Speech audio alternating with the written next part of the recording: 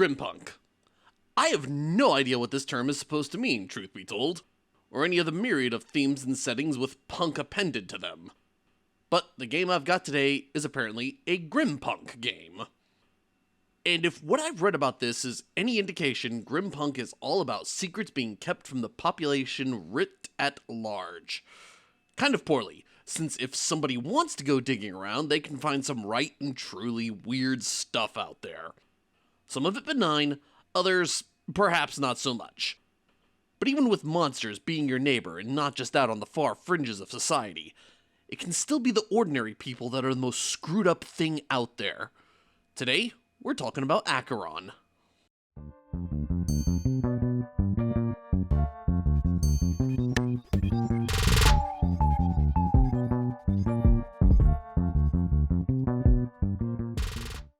First, a little disclosure. I received a review copy of Acheron, and I also had the creator of the game run a few sessions for me. Beyond that, though, I haven't received any other compensation for this review. Now, as for what Acheron is, the best way I can think to describe it is if somebody started off trying to merge Call of Cthulhu with Dungeons & Dragons, and perhaps a little bit of World of Darkness got sprinkled in somewhere along the line. And along the way that this slurry was mixing around, it eventually grew into its own identity as it was trying to reconcile the different worlds that it was straddling between. Rather than trying to be one masquerading as the other, it dropped elements from either that didn't work for its vision as a game where humanity comes to grips with a weird world around them. So even though there's some similarities to major notable games, Acheron does stand on its own. The core rulebook weighs in at 600 pages or so and boasts being everything you need in one book. Character creation, compendium of all kinds of monsters and magic, and materials for running the game.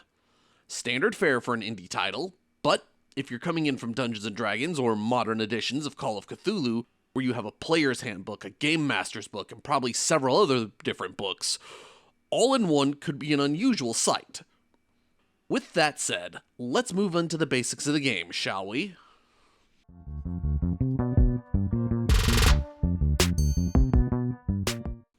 We'll start with character creation, and that follows the regular fare you'd find in Dungeons & Dragons.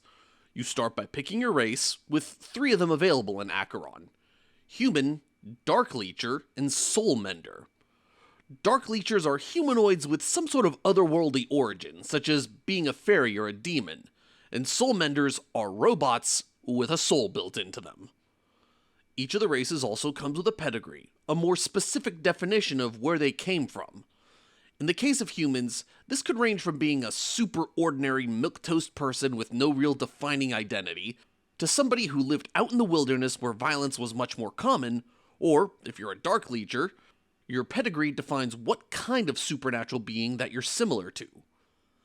Your pedigree also determines some unique bonuses called merits you can gain, as well as a mandatory flaw that you must have.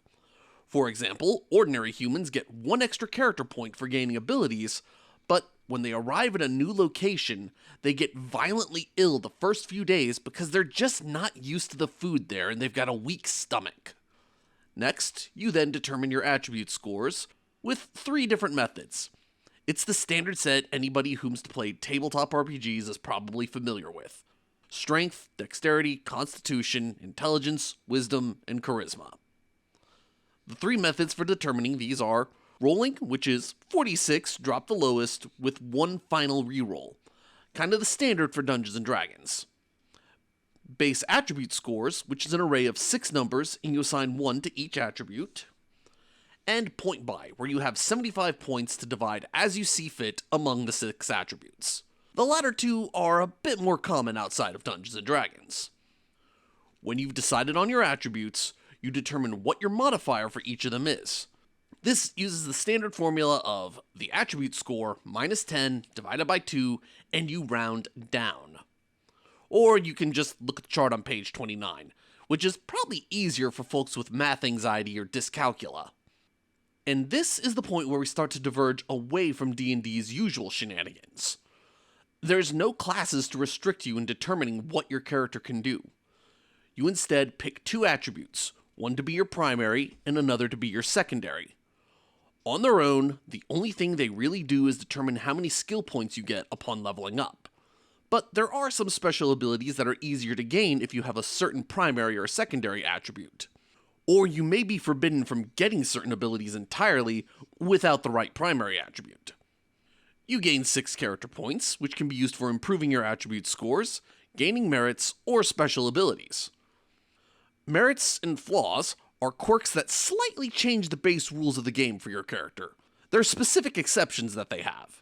Merits cost character points and are beneficial to you in some way, while flaws give back character points but are harmful. Merits could include something such as being able to see supernatural phenomenon naturally, while flaws include things such as needing to make a sanity check anytime your character lies.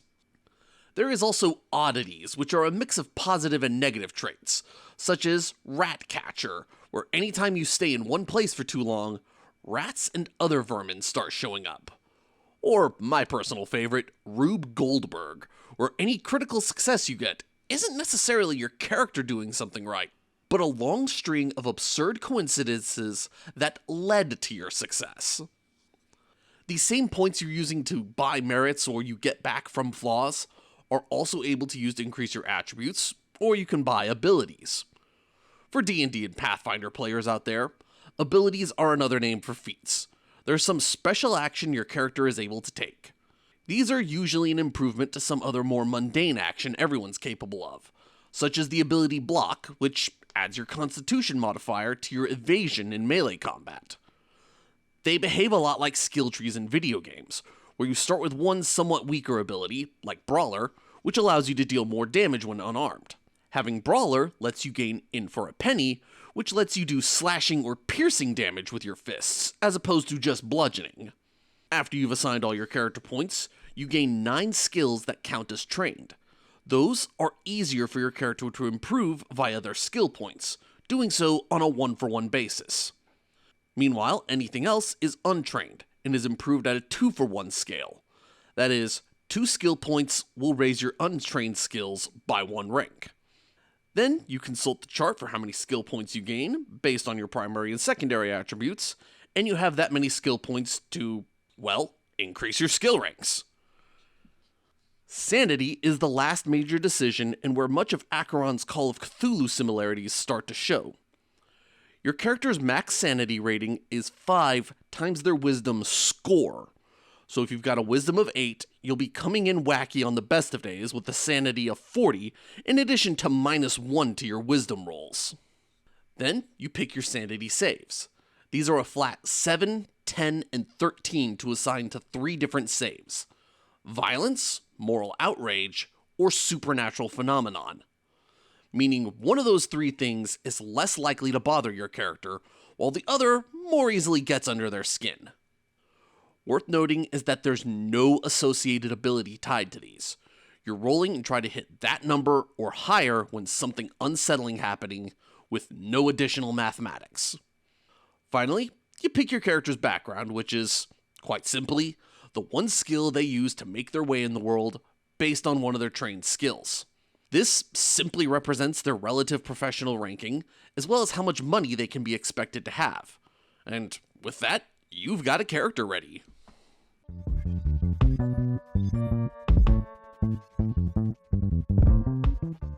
Acheron has its roots in Dungeons & Dragons, so it uses some familiar mechanics if you've played that before. Most rolls are 1d20 plus any relevant modifiers. These modifiers typically are attribute modifiers and skill ranks, or perhaps a few other situational modifiers. You also have the typical automatic success or failure thanks to criticals, which happen on a 1 in 20, with the situation becoming slightly better or slightly worse depending on which end of the critical spectrum you're looking at. If you're fixing a machine and you critically succeed with a natural 20, the machine now runs better than it did before. But if you critically fail instead, not only would you not fix the machine, but you'd make the problem even worse, causing it to be harder to fix for the next person, assuming you didn't destroy it outright entirely. All familiar stuff, but there's an important tweak that makes a big difference here. You have a second way of getting critical results. If you succeed or fail by passing the difficulty number by 10, that will also cause a critical. Meaning that rolling a 5 when you're looking for at least 15, or getting 25 in that same case, will respectively lead to a critical failure or a critical success.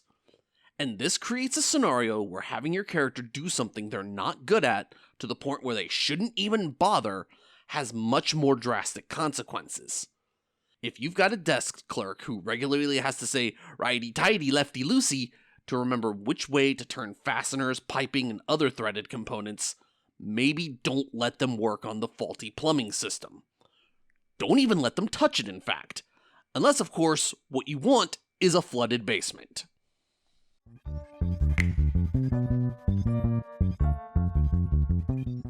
The sanity system bears special attention, since it's much more robust than the likes I've seen in many other games.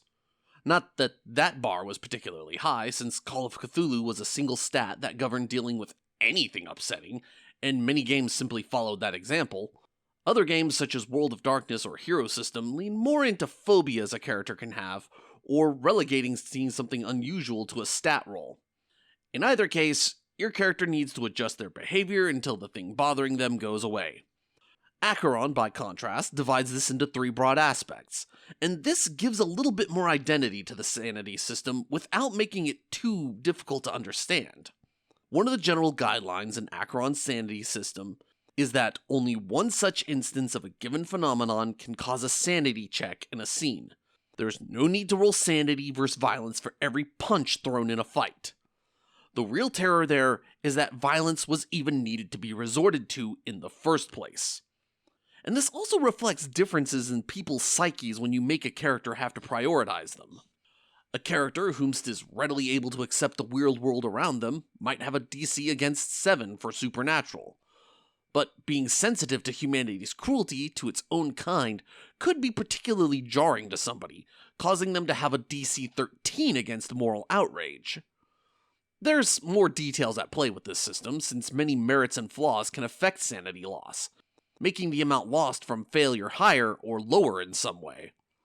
And there's also actions a character can take the moment they lose sanity to limit how much they lose, such as involuntarily screaming at the top of their lungs, or violently projectile vomiting. Taking damage to a character's mind or body can also have lasting effects in Acheron.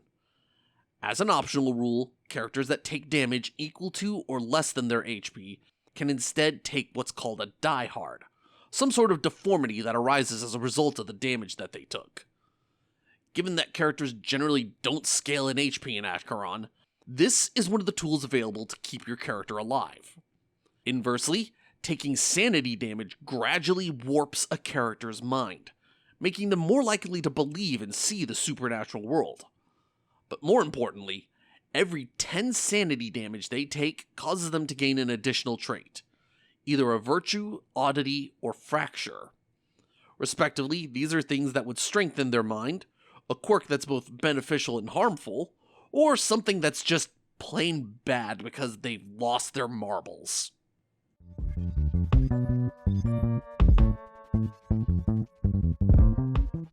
The last thing I'm going to go over is Acheron's magic system, since this is another system that deviates pretty heavily from Dungeons & Dragons. The only real similarity is that all spells need to be prepared before they can be cast, and these preparations need to be done daily and take about an hour. You also need to have the Magic Adept ability costing 3 character points. From there, any spell your character knows, they can cast as long as they've prepared it, and doing so requires an occult roll against the risk of the spell, and by paying any requisite costs, usually determined by what domain the spell belongs to. These costs are things such as Arcana miracles require mana, which is acquired by meditating at a ley line or a special place of power somewhere out in the world. Or perhaps Fey hexes, which cause you to suffer from the unlucky status, along with some other costs associated on a spell-by-spell basis. The benefit of being able to warp reality with but a word and wave of the hand is a powerful one, and one of the most unbalancing parts of Dungeons & Dragons and Pathfinder. So this begs the question, what can you do when faced with otherworldly shenanigans? The most obvious answer is fight fire with fire. Get magic yourself, and if your only concern is getting rid of magic, any kind of magic, pick Arcane Miracles, and learn Counterspell, which is pretty wildly powerful compared to its D&D iterations. Also worth noting, Arcane Miracles are the only domain where it's possible to remove the need to speak, wave your hands around, or use certain items while casting spells. Something that most other spells will require regardless of what domain they come from. This means if you can't geek the mage immediately, all you need to do is grab them by their arms, which if you have the grappler ability, you can use your secondary action to try snatching somebody up, making them unable to do physical actions other than trying to break free. Physical actions, such as waving their arms around to make the ebbs of reality flow a different way. And you can also attempt to break their limbs as you continue to invest in that ability tree.